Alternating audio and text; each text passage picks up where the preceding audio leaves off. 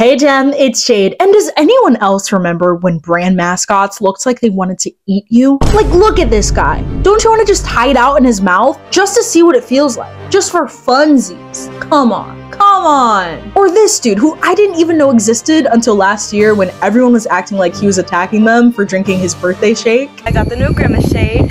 Happy birthday, Grimace. Let's give it a taste. That's pretty good. I'm sorry, there's pretty privilege and he does not have it. You ugly! But we've left those days long behind us because mascots don't want to eat you anymore. They have better things on their mind. If you've been on TikTok for a while, you've probably noticed a shift in how brands market themselves. Like, it's just become incredibly unhinged, dude. And by brands, I do mean Duolingo. If you don't know, Duolingo is a really popular language learning app that has this cute little owl mascot, and people have historically made jokes that it kidnaps them or worse if they don't keep up with their lessons. Even before Duolingo got crazy with their own promo, people would just make stuff like this for fun. They broke their streets, so I broke their legs. Now count to 10 in Spanish and your family is released. You know what happens if you don't. Imagine you made this cute little language app because you wanted to change the world and help people, and you think to yourself, wow, after so many sleepless nights, I finally made the perfect mascot. Everyone's gonna love this. Hey boss, you need to see this. Oh, it's Duo. It's literally just because Duolingo would send notifications to remind people to practice, and then everyone just jumped to, oh my god, he's trying to get me. Like, imagine if that happened in real life. Hey, I just wanted to remind you to do the dishes. Are you okay? What? I guess after years of watching the internet do what it does, Duolingo said enough and decided to take a stand by posting shit like this.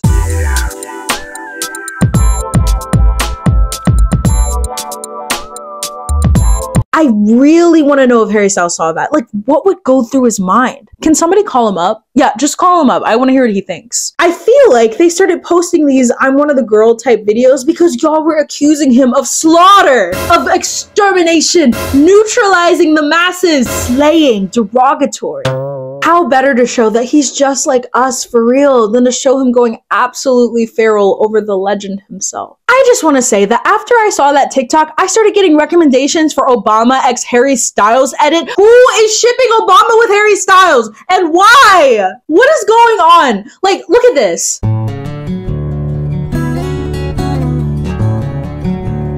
Who started that? How did you even come up with that? I'm so sorry. I just had to get that off my chest. I gotta say, beyond all the thirst traps and thirsting after celebrities, which is a lot.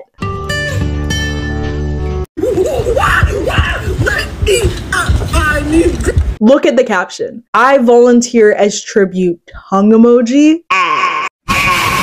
Dude, just imagine it's some intern projecting how they feel on the Duolingo account, and they're like dead serious, but they get away with it because they can hide behind the mascot. And then all their coworkers are like, oh my god, dude, that was such a funny joke. And they're like, yeah, it was a joke.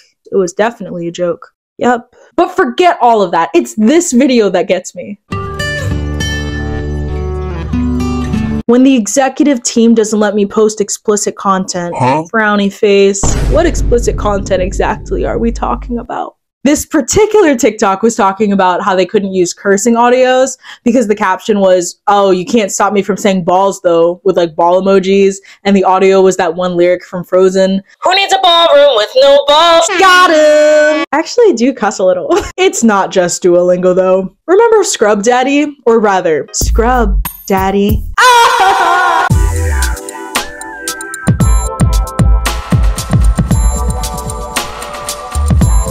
You know that relatable feeling when you're washing the dishes and feel aroused? Not because of the act of washing the dishes, but because of that sponge, man. You know that sponge, he got that good, like... Just watch the video. The flavors are melting on my tongue!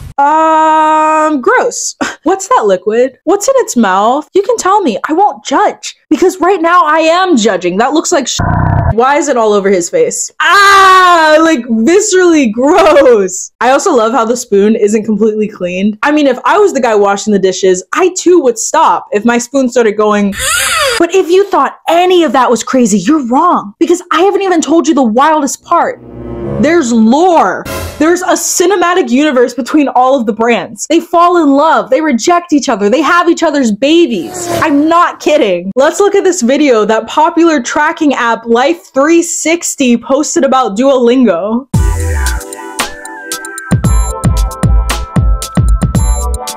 My question is, are all the brands in on this together? Like, do they know when one brand or another is about to shoot their shot? Apparently not, because Duolingo just stitched their video with this. Imagine getting rejected by a language learning app. I don't know if I'd ever recover from that. They really said fan behavior. But it's all connected, see? Because Duolingo didn't have time for Life360 because they were getting busy with Scrub Daddy. You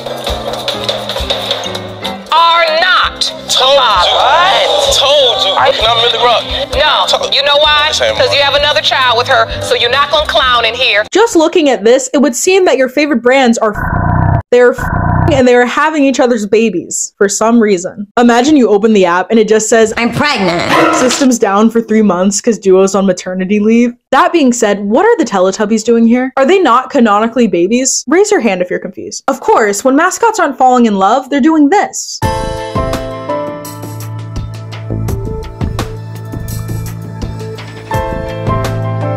Now, my immediate reaction was, ah! But then my follow-up was, damn, Duo, you can't be posting that.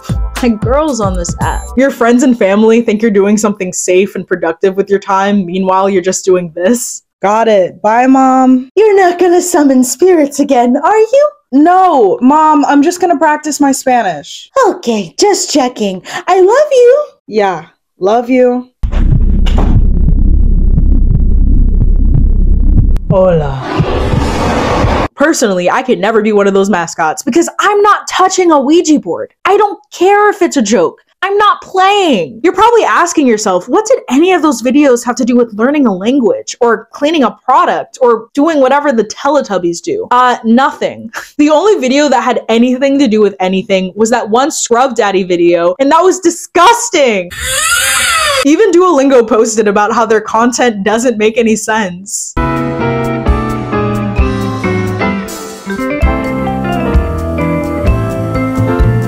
Or does it? See, advertisements have become more random and unhinged over the years, but especially after TikTok, dude. This app gave us all little goldfish brains, and you really expect me to go from a thirst trap for water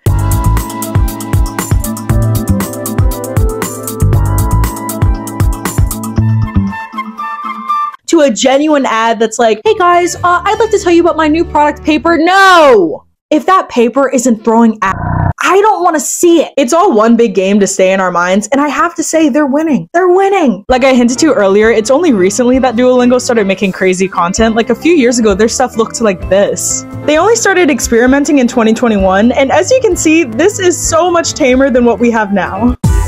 What the heck? As you'd expect, Duolingo is very active in their comment section, you know, being encouraging, educative, and barking at their fans, you know, basic corporate stuff. But if you've scrolled past a viral video, it's no surprise to see a flood of blue ticks from random brands just trying to put their 2 cents in. Like with this one video of this girl parodying a popular song at the time, you know, Spotify had to pull up and say that was a banger, dude. And also One Size Beauty, and also Elf Cosmetics for some reason. Like, Ariana, what are you doing here? But what are the consequences of making brand posts like this? Are there consequences? Let's find out. Apparently you get invited to the Barbie premiere? Dude, forget being jealous of people that are younger than you. I want to be this mascot. I change my mind. I volunteer. No Ouija do. Or when Peacock randomly partnered with Duolingo to make a language love reality TV show, and I have not heard anything about it since. I don't have Peacock. I need to know. Was it good? Like, what happened? Just kidding. I just checked again, and it actually doesn't exist. And now I'm mad. A lot of people have been blaming this trend of incredibly unhinged marketing on Gen Z, and you know what? Yes. But also, let's not forget the OG. 2017 Wendy's Twitter? Like, that was wild in back in the day. I could be wrong. I feel like they did it first, dude. Anyway, I literally made this because I'm a big fan of Duolingo's marketing team. Like, I think they're so funny. And over the summer, I interned at a marketing agency, and I literally begged my bosses to let us post memes like they did because it works, dude. Like, it really works. But I've talked too much. Let me know what you think. Also, really quickly, I recently passed 500 subscribers, which is super super cool. So thank you to everyone that's been watching and enjoying my content. You're a gem. And Happy New Year. I've been hosting since last year. Let's go! Okay.